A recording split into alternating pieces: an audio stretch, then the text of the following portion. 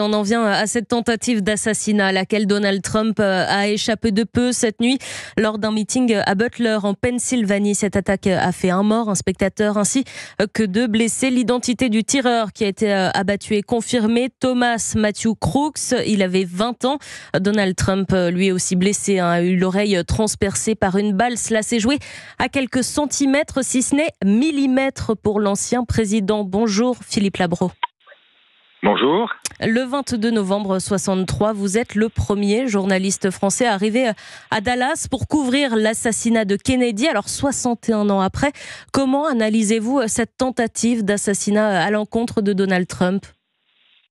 C'est très difficile d'établir des comparaisons parce que n'oubliez pas que Kennedy meurt et il est président, alors que Trump ne meurt pas. Au contraire, il en sort grandi, si j'ose dire, avec le visage, le comportement d'un homme courageux, résilient, qui tout de suite s'entraise, montre le poing, et tout d'un coup, son image, sa réputation, sa stature d'homme résilient, résistant, d'homme fort, lui permet, à l'occasion de cet événement, d'augmenter ses chances d'être réélu, selon moi.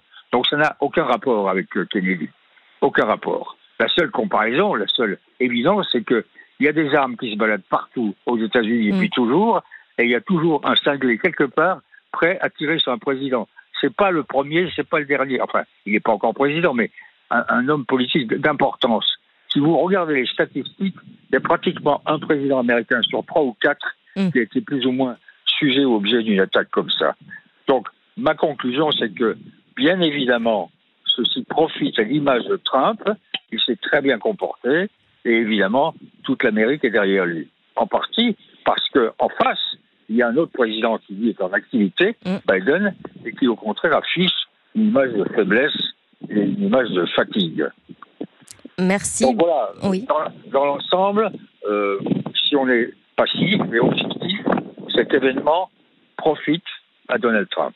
Donald Trump qui sera dès demain à la convention d'investiture républicaine. Merci beaucoup Philippe Labro.